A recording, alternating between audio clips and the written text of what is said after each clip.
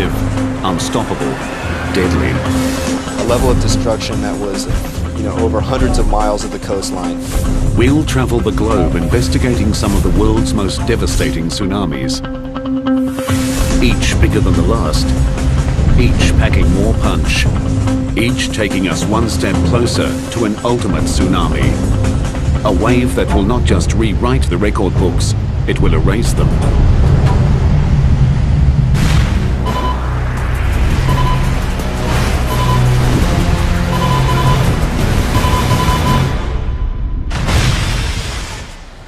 No coastline on the planet is truly safe from tsunamis.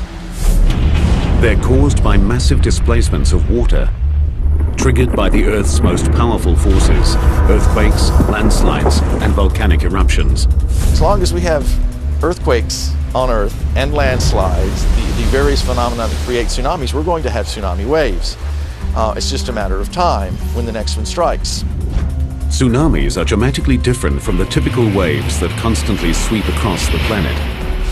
They can travel faster than 800 kilometers per hour. They can stretch for thousands of square kilometers across the ocean's surface. It's a good 15, 20 feet tall. Easy. They strike with huge mass and terrifying velocity. The most common method of gauging their height is run-up, the wave's highest point of impact on land. Each tsunami profiled here has a higher run-up than the last. Over 100 major tsunamis have struck in the past 100 years, killing hundreds of thousands and destroying billions of dollars of property. But they are not the biggest tsunamis to strike the planet. Scientists have found startling evidence that even larger waves have occurred in the past, mega tsunamis. These things have been described as culture-ending events. Experts believe that a mega tsunami lies in our future. To understand its power, scale, and potential, we'll first investigate 5 of the most destructive tsunamis of the past 60 years. Each has its own character, each has its own story, each brings us closer to an ultimate disaster.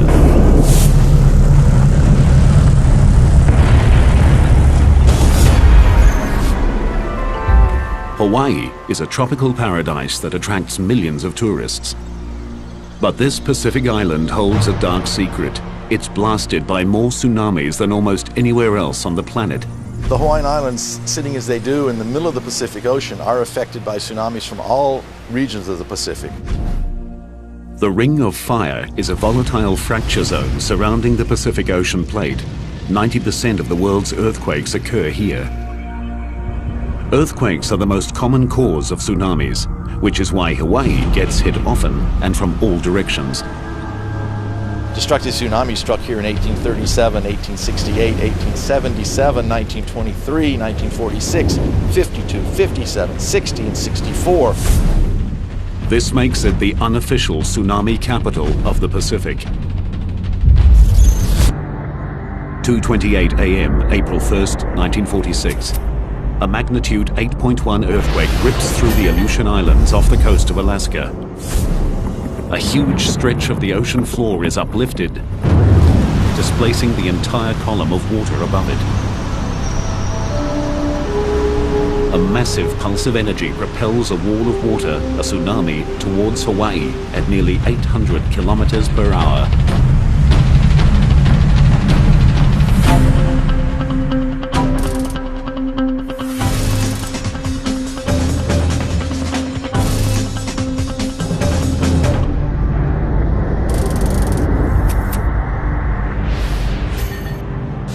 3,800 kilometers away, in the small seaside village of Laupahoehoe, children and teachers gather to prepare for the day's classes.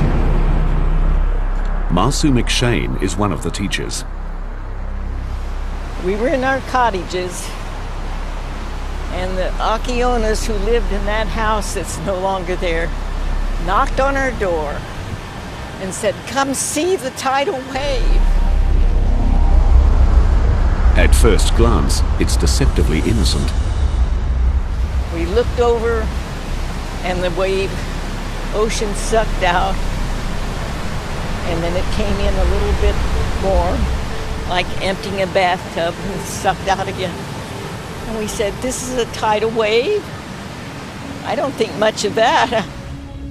What Masu doesn't know is that tsunamis are not single waves. They move forward in what's known as a tsunami train, a group of waves of many different sizes. First waves are seldom the largest, so what appears to be insignificant is actually the precursor to something much, much bigger. And then it did it again. And this time, it went in further and sucked out more. And we thought, a twin tidal wave, how interesting and odd. As the water recedes, an extraordinary 152 meters, Masu and her roommates pose for a photograph. Masu stands captivated while a third wave approaches. Famous last words, I said, I hope this will be a big one. And it kept coming. And that was the first time we ever thought to be afraid. As the tsunami approaches shore, it behaves like a giant train wreck. The front of the wave slows while the back continues to push. The wave's energy is compressed, forcing it to stand and lift out of the sea.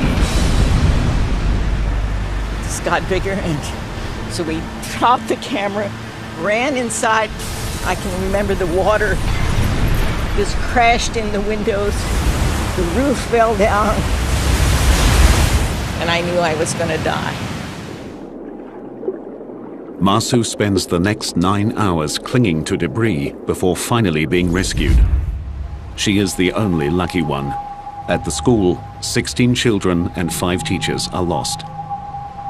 But the tsunami is not finished with Hawaii. 37 kilometers south of Laupahoehoe, the sleepy trading town of Hilo Bay is also caught unawares.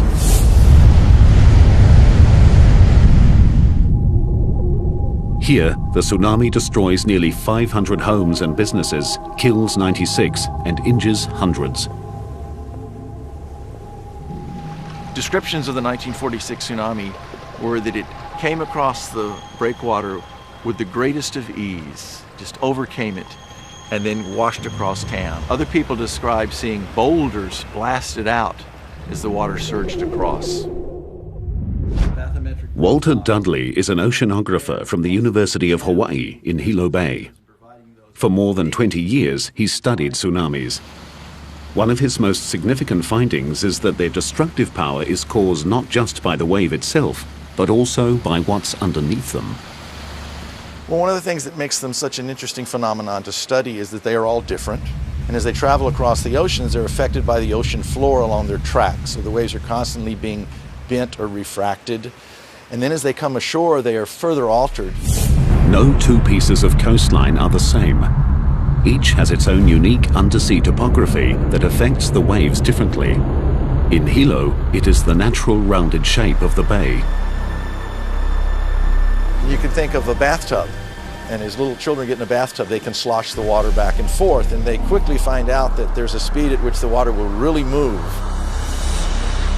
The first 2 waves to hit the bathtub-shaped Hilo Bay caused the water to slosh back and forth. When a third wave arrived, it combined with the sloshing water to produce a larger and more destructive wave.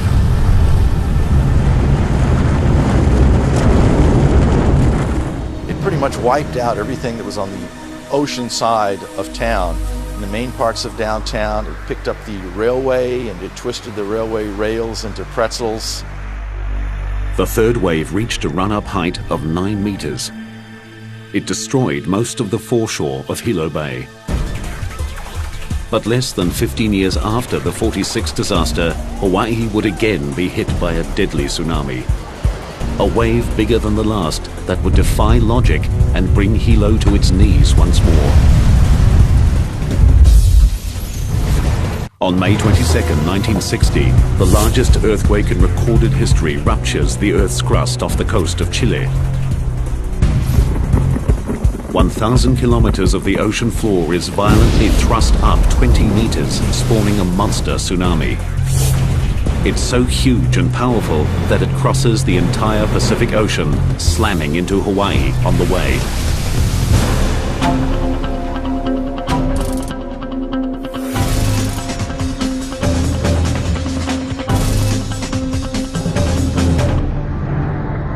This time, technology installed since the 1946 quake warns residents of Hilo Bay 5 hours in advance.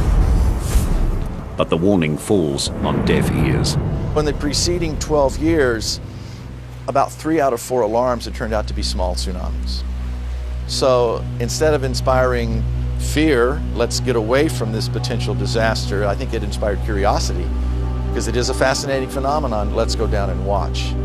Although the civil defense were saying people evacuate, there were a lot of us, me included, that out of curiosity went down to look, to see what was going to happen. Local real estate agent Al Inouye and many others assume that because this wave is coming from the southeast and Hilo faces the north, the bay will be spared. They are wrong. Just after midnight, the first wave strikes. You could hear people yelling and screaming behind me that were being caught in a wave. That was an experience because, and it still stays in my mind, all this screaming and yelling, and I couldn't do anything about it. Dawn breaks on a nightmare. 61 people are dead and more than 700 buildings destroyed or severely damaged. The 1960 tsunami took locals and experts by surprise. After thorough study, scientists discovered a remarkable aspect of the tsunami.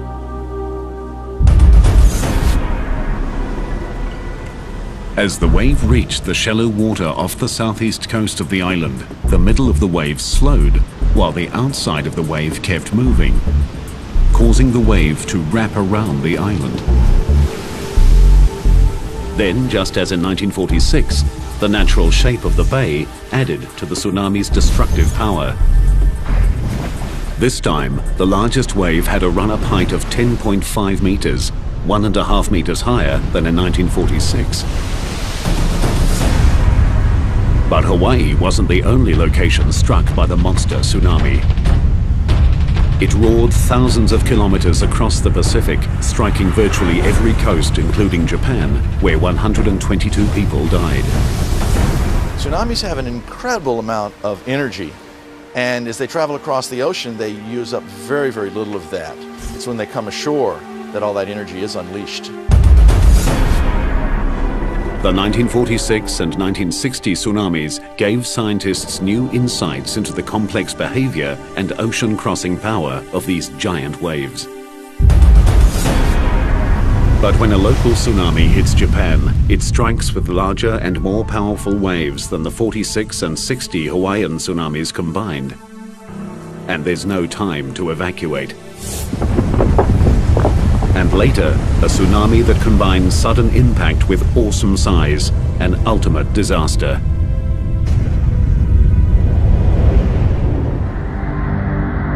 Second only to Hawaii, Japan is the most tsunami-prone location in the Pacific. The Japanese have been hit so many times by these giant waves that they created the word tsunami, meaning harbor wave, to describe these terrifying events. These waves can come from as far away as Chile or as close as 80 kilometers offshore. The locally generated tsunamis pose the greatest danger.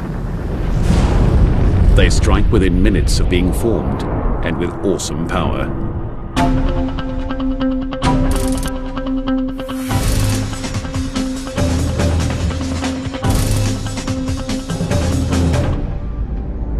(10:17 p.m., July 12, 1993). A magnitude 7.8 earthquake rips the ocean floor off the coast of Hokkaido. The epicenter is only 80 kilometers from the tiny island of Okushiri and generates one of the biggest and most destructive tsunamis Japan has ever experienced. Fisherman Jiro Adachi from the village of Aonai knows about tsunamis. He survived one 10 years earlier that also hit Okushiri. When Jiro feels the earthquake, he knows a tsunami is probable.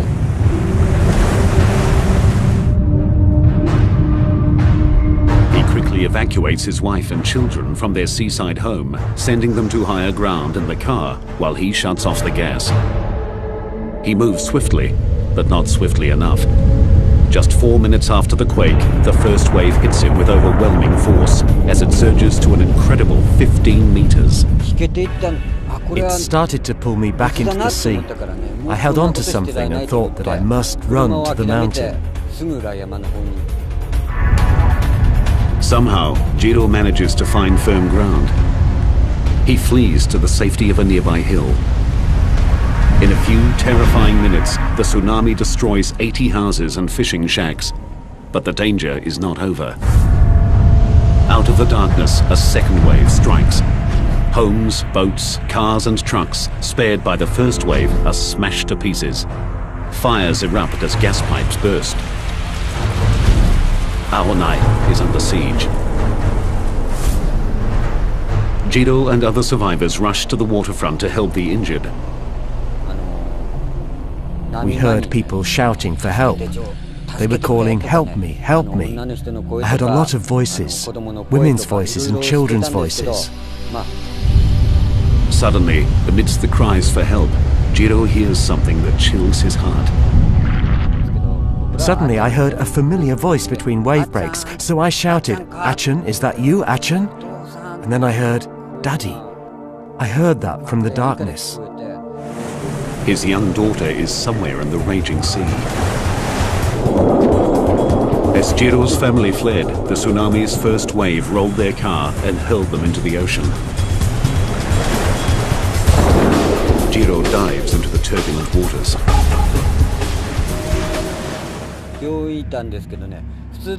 Normally I'm a great swimmer, but this was incredibly difficult. Sometimes I was swimming but I couldn't move forward at all, and other times I'd suddenly be pulled backwards by the sea. Miraculously, father and daughter make it to shore. 7 hours later, the Coast Guard finds Jiro's wife and son kilometers out to sea, clinging to debris. As dawn breaks, the tsunami's power becomes horrifically clear. Large parts of Aonai are completely flattened. Fires continue to rage, and most of the fishing fleet is lost. Across the island, 437 houses are destroyed and more than 800 severely damaged. 198 people are dead. The aftermath of the disaster confronts scientists with an intriguing mystery. The two waves that hit Aonai came from completely different directions. The first wave of the tsunami came from the west area where the seismic center was, and it attacked only the low part in the south area of Aonai. But the second wave came from the east, away from the tsunami's source. The second wave came in just 10 minutes after the first, and it attacked all of this area of Aonai.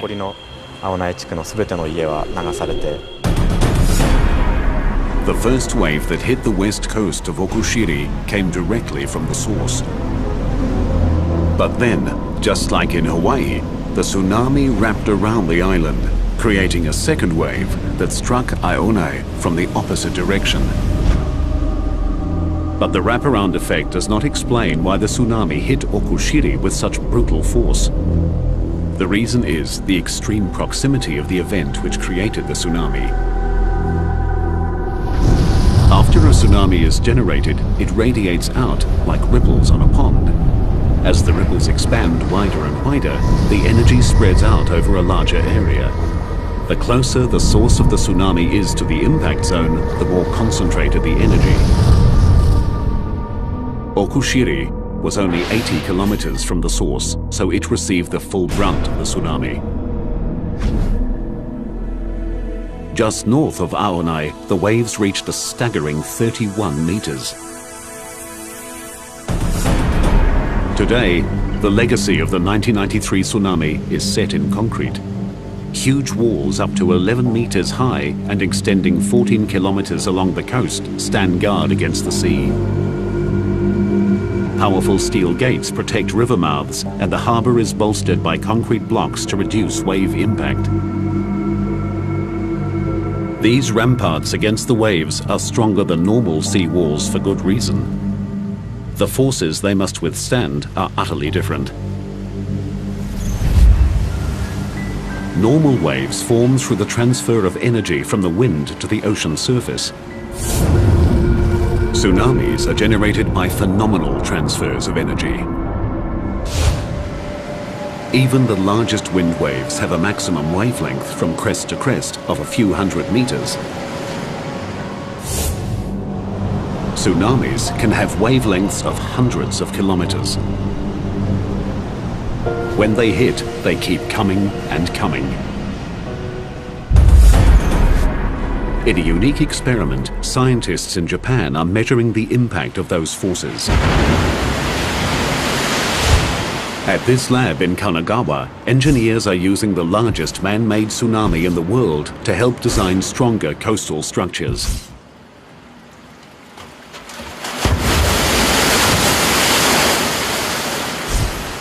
This machine can generate waves more than 3 meters high, propelling 300 cubic meters of water down a 180-meter long chute. The best thing is to know the characteristics of the power of tsunami in each situation and build buildings according to those characteristics.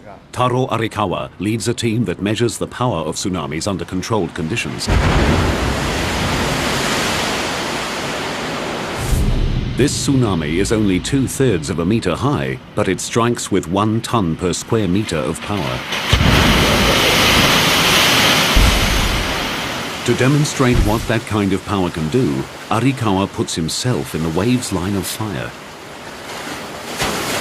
Without the rope and harness, he'd be swept away by this miniature tsunami. Bigger tsunamis are even more powerful. This 2.4-meter wave hits with the force of 10 tons per square meter. Even after the initial impact, it continues to surge forward with a sustained pressure of 4 tons per square meter. The tsunami in Okushiri was much higher and hundreds of times more powerful. Scientists here believe their studies will translate into stronger and better engineered structures, capable of withstanding tsunami strikes. Once we can reduce the power, the reduced destructive power of tsunami coming ashore would not cause as much damage.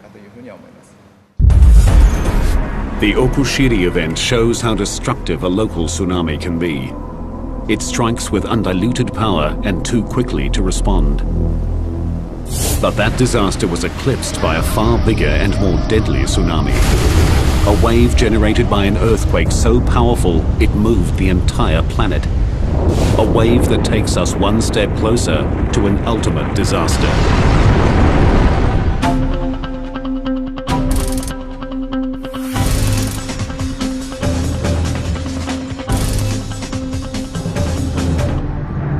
(7:58 a.m. December 26, 2004). Deep in the ocean off the coast of Sumatra, Indonesia, 1,200 kilometers of the Earth's crust ruptures in the second largest earthquake ever recorded.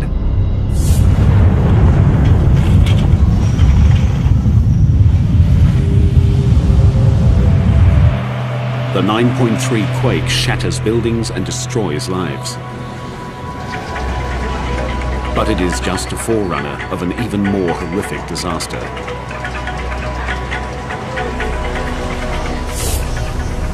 An epic tsunami spreads across the entire Indian Ocean, striking 12 countries. As with Okushiri, Japan, the local effects are the most immediate and the most devastating. 16 minutes after the quake and 250 kilometers from its epicenter, northern Sumatra is struck by 35-meter-high waves. The capital city of Banda Aceh is decimated. More than 160,000 people are killed. Coastal engineer Jose Borrero arrived in Banda Aceh 4 days behind the tsunami. I've seen hurricane damage, and I've seen some flood damage before, and I've seen a lot of tsunami after effects before also. But this definitely was worse. what was amazing about it was the scale.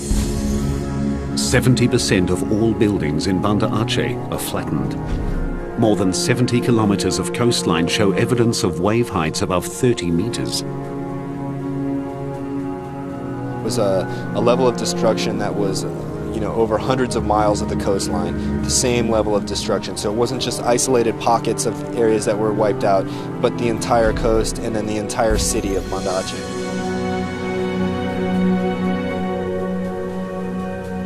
An hour and a half after Banda Aceh is leveled, the tsunami strikes Thailand.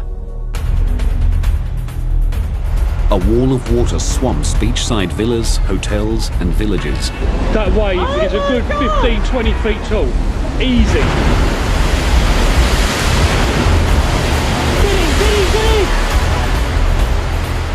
More than 8,000 people die.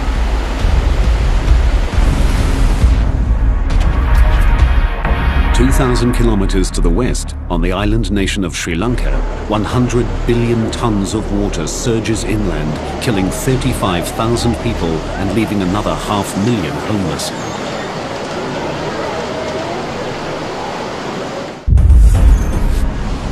In all, nearly 230,000 people die in the most devastating tsunami in recorded history. The death toll higher than for all other major tsunamis in the past 300 years combined.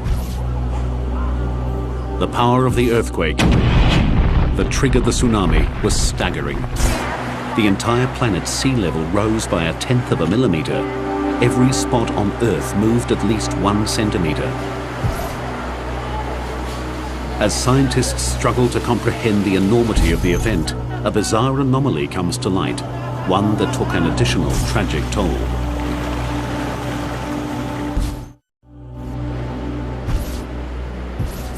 The morning of December 26 is quietly dawning on the peaceful shores of Galle, Sri Lanka. British tourists Camilla and Dominic Welby are sleeping in their beachside bungalow with their 11-year-old son Hector. Suddenly, Dominic is wakened by a strange noise. I went outside onto the veranda and I noticed that the water, which should have been at low tide, was up against the wall of the garden. What Dominic is seeing, without realizing it, is the first sign of the tsunami. At the point of its creation, the bottom of the tsunami, called the negative wave, went east towards Thailand and Indonesia, while the top, called the positive wave, went west towards Sri Lanka. When the bottom of a wave arrives first, gravity sucks the water out, lowering the sea level. When the top of a wave arrives first, it comes like a flood. This is what the Welbys are experiencing. I didn't know what it was. And at that moment, the floor exploded. The tsunami rushes in, destroying the bungalow. The force of the water was phenomenal. To be exploded out of your bed, to feel a piece of furniture just be thrown up into the air and to be thrown off it and to have to jump, it's just very weird. And to then be sucked out and tossed around like being in a washing machine. The couple grab their son and scramble into the bathroom. With each wave, with the intensity of each wave, it would fill up the shower cubicle completely. We would be swirling around underwater, trying to, regain our purchase on whatever we could find. As the waves continue to pound, the concrete walls of the bathroom begin to crumble. Hector is trapped under a large piece of concrete, struggling to keep his head above water. The idea of your child dying before you it's nothing worse. A third wave surges over Hector's head. He's seconds from death. But instead of drowning him, miraculously it lifts the concrete slab off his foot and releases him. The wave that's caused so much death in this one instance is life-saving. But mostly, the peculiar behavior of tsunami waves proves deadly. Surging forward and sucking back, billions of tons of swift-moving water carry a dangerous mass of deadly projectiles, broken timber, glass, metal, and vehicles. The third wave turned Galle into one of the hardest-hit areas in the nation. As the people of Sri Lanka struggle to recover, tsunami scientists like James Goff arrive in the devastated nation. One of the really difficult things when you go into these areas is you are going there because you have a mission to learn about the tsunami from a scientific point of view. It's very important to learn these things, and yet there is the human tragedy going on around you, and it's very difficult to isolate yourself from that human tragedy. Amidst the horror, Goff and his colleagues discover the oddity of the third wave.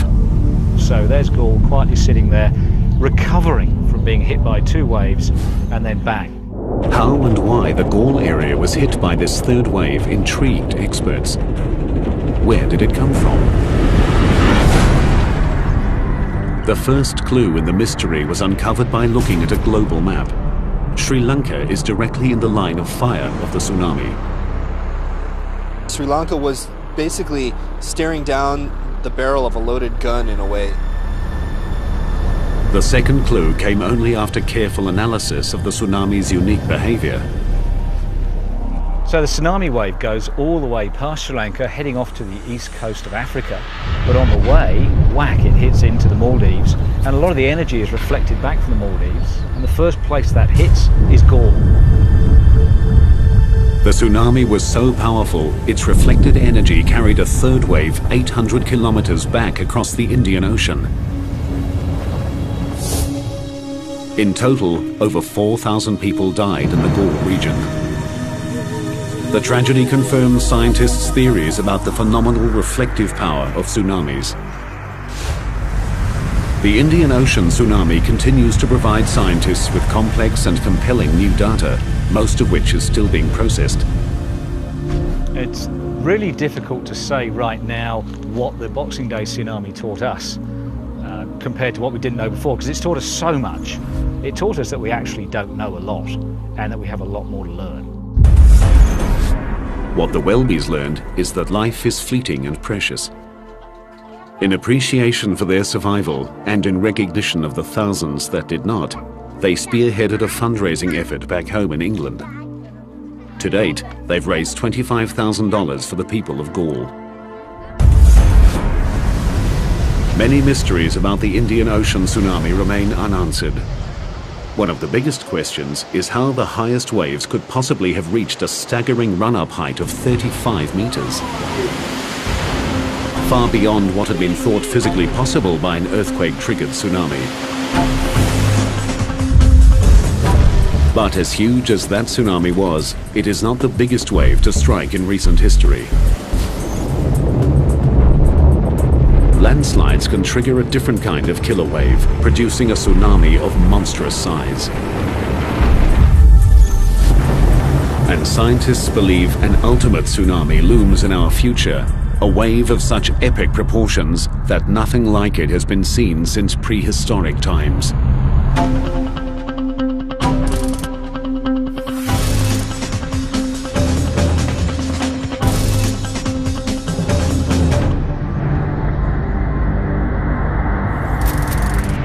In a remote bay in southwest Alaska, a native legend tells of a beast that shakes the ocean and destroys those who walk its shores. In 1958, a local fisherman came face to face with that beast, a mysterious wave more than twice the height of the Golden Gate Bridge. The story of this incredible phenomenon began 5 years earlier, with 2 American geologists on assignment in remote Lituya Bay, Alaska. We were in the bay mapping the geology and primarily interested in the stratigraphy because of the oil potential of that part of the Gulf of Alaska. They didn't find any oil, but they did find one of the scientific mysteries of the century. George Plafka was one of the scientists. One of the obvious things you see when you're in that bay, if you're looking closely, is that the trees are of different ages as you go away from the shoreline. Plavka and his colleague noticed that a band of younger trees circled the entire bay hundreds of meters above the water.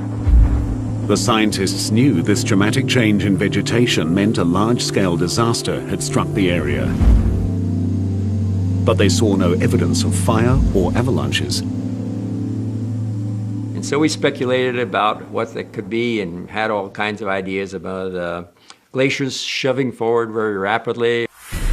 The other was that there were submarine slides going on at some of the deltas along the margin of the bay, or that there was breakouts of large amounts of water up higher along the glaciers and then they flood down all of a sudden. We had everything except the right way, the right idea about how those waves could form. The geologists left Lituya Bay without solving their mystery. 5 years later, they got their answer. In 1958, Howard Ulrich takes his 8-year-old son, Howard Jr., on a fishing trip to Lituya Bay. So we went into our favorite anchoring spot and dropped our anchor and made supper, and finally about 9 o'clock we went to our bunks. An hour later, the boat starts shaking violently. An 8.3 earthquake centered 21 kilometers from Lituya Bay rips across the water. Howard and his son rush up on deck just in time to see the most amazing sight of their lives. It looked like a big explosion, like you've seen big explosions in the water on TV. That's exactly what it looked like. What happens next defies the imagination. As the spray started to settle down, out of the bottom of it came this huge wave. I would say that the wave was close to 1,000 feet high at that time, the actual wave. Traveling at an estimated 112 kilometers per hour, the liquid mountain is charging straight for Howard and his son. Just coal black and full of logs, just straight up and down. It was actually a pretty horrifying looking sight. I just thought, you know, this is the end. There's no way you're going to get out of this. You know. In a desperate attempt to keep control of his boat, Howard turns on his engine and drives directly into the beast. Started pulling all the anchor chain out, and when it got to the end of the chain, I thought it was going to pull the bow of the boat under, but it snapped that chain just like it wasn't even there. The giant wave lifts the tiny boat high into the air. And I looked out over the stern of the boat, and we were looking down on the trees, and I figured that's where we were going to end up. Unbelievably, their boat rides up and over the wave, and the Ulriches land back in the bay unharmed. 2 other vessels and their 4 occupants are not as lucky. This incredible footage was filmed the next day. Everything in the wave's path is destroyed, no trees are left standing, and most soil is ripped off down to bedrock. The run-up height of 1,740 feet is the world record, I think, for anything that's happened in historic time. And it was, it's 500 feet higher than the Empire State Building. That's pretty big. The earthquake felt by Howard triggered a massive rock slide, sending 30 million cubic meters of mountain hurtling into Lituya Bay. The debris slammed into the water, creating the giant wave. It just swooped down a very steep slope and ran out into the fjord and basically forced all the water out of that little arm in front of the glacier and shot it up over the ridge that was on the other side. One mystery remained. The amount of water displaced exceeded the amount of land that fell into the bay. It took 42 years to solve this mystery. Scientific models determined that the rapidly moving landslide created an air pocket behind the wave, preventing the water from sloshing back. The force of the air pocket combined with the size and weight of the landslide shot the water out of the bay like a missile. be the same as if you took a paddle and ran it down and pushed into the water full speed at a high velocity. Just push all the water right out. The effects of the giant Lituya Bay wave remain clearly visible today. The event rewrote the history books and changed our understanding of tsunamis forever. Landslides can and do produce waves far larger and more destructive than ever thought possible. Lituya Bay's desolate location limited the damage caused by the giant tsunami. But should an even bigger landslide-generated wave strike a major city, the result will be an ultimate disaster.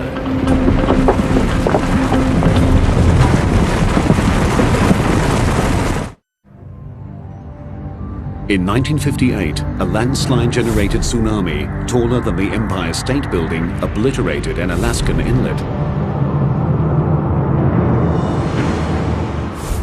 It was a devastating display of nature's power.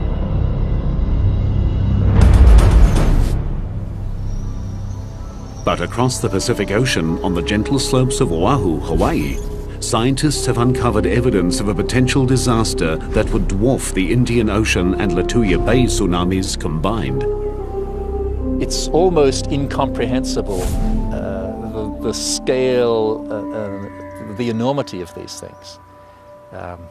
It would be quite a view. Gerard Fryer is a geophysicist from the University of Hawaii. He uses advanced computer modeling and field data to forecast tsunamis. His research has uncovered a potential wave so big that even the best laid evacuation plans may not be enough. These things have been described as culture-ending events. The state would essentially be knocked back to the Stone Age.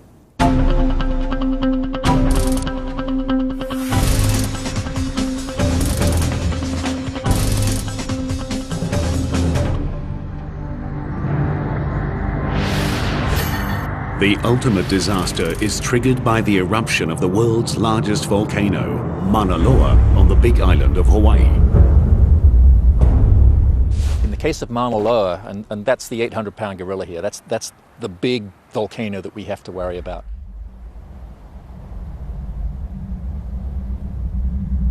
As Mauna Loa is preparing for eruption, the southwest rift zone of Mauna Loa inflates with magma. The entire mountain swells, which means that the outer slopes get steeper. There are probably a succession of small earthquakes, and then maybe a big earthquake that shakes loose this very steep western flank of the volcano.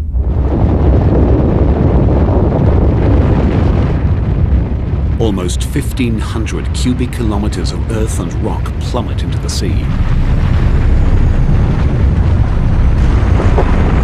On impact, the land displaces a massive amount of water. The ocean rushes back to fill the giant gap. From this cataclysmic disturbance emerges the tsunami, heading directly for Honolulu. Estimated time to impact, 30 minutes. This is the direction that a big tsunami would come from the Big Island. The wave first becomes visible as it stands and breaks on a shallow bank, 40 kilometers southeast of Honolulu.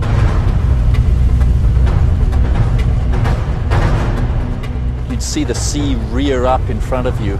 It would be huge. It would rise up above you the size of a building, the size of a 10-story building. Surging inland at up to 70 kilometers per hour, the tsunami slams Honolulu.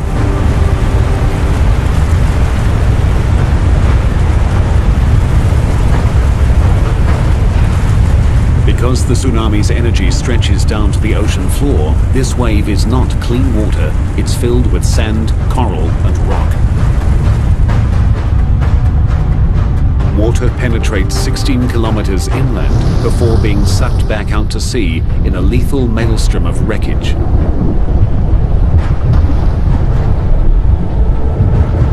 It annihilates nearly everyone and everything in its path.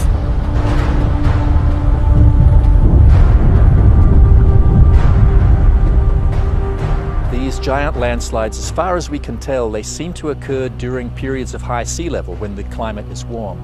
Quite why that is, we don't know.